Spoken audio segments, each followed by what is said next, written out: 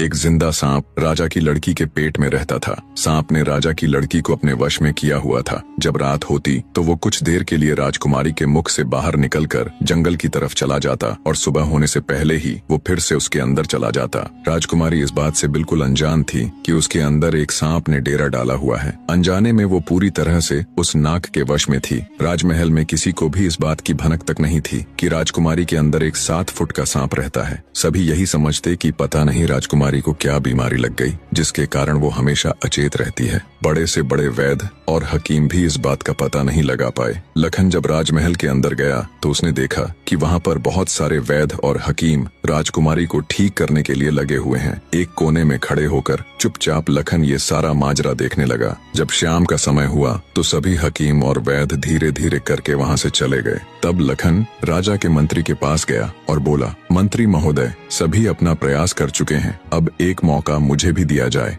लखन की बात सुन मंत्री उसे अपने साथ ले राजा के पास जाता है और लखन का प्रस्ताव राजा के सामने रखता है। बेचारा हर तरफ से निराश हो चुका राजा एक बार अनमने ढंग से लखन की तरफ देखता है, फिर दुखी मन से कहता है, बताओ तुम मेरी बेटी का इलाज किस प्रकार करोगे। लखन राजा को प्रणाम कर बोला, महाराज, मुझे एक रात अपनी बेटी के साथ ठहरने की इजाजत दीजिए, तभी मैं किसी नतीजे पर पहुंच सकूंगा। एक बात और महाराज, मैं बिल्कुल एकांत में राजकुमारी के साथ रहना चाहता हूँ, तभी मैं अच्छे से ध्यान लगाकर राजकुमारी जी की बीमारी का पता लगा पाऊंगा। लखन की आत्मविश्वास भरी बातों से राजा के मन में हल्की सी उम्मीद जागी। उसने लखन को रात में राजकुमारी के साथ एकांत में रुकने की इजाजत दे दी। राजा की इजाजत मिलते ही लखन राजकुमारी के कक्ष में गया और उससे कुछ दूर एकदम चुपचाप बैठकर उसे देखने लगा। जैसे ही रात के 12 बजे का समय हुआ तो अचेत अवस्था में पड़ी हुई राजकुमारी के मुंह से सांप बाहर निकला और महल के परिसर से होता हुआ जंगल की ओर चला गया। ये सब देख लखन दंग रह गया। वो बिना कुछ हरकत किए चुपचाप वहीं बैठा रहा। जब रात का आखिरी पहर खत्म होने को आया तब वो सांप वापस लौटा और राजकुमारी चंद्रकला के मुख से होता हुआ पूरा उसके अंदर समा गया। दम साधे लखन ये सारा माजरा देखता रहा। सारा माजरा देख उसे समझते देर न लगी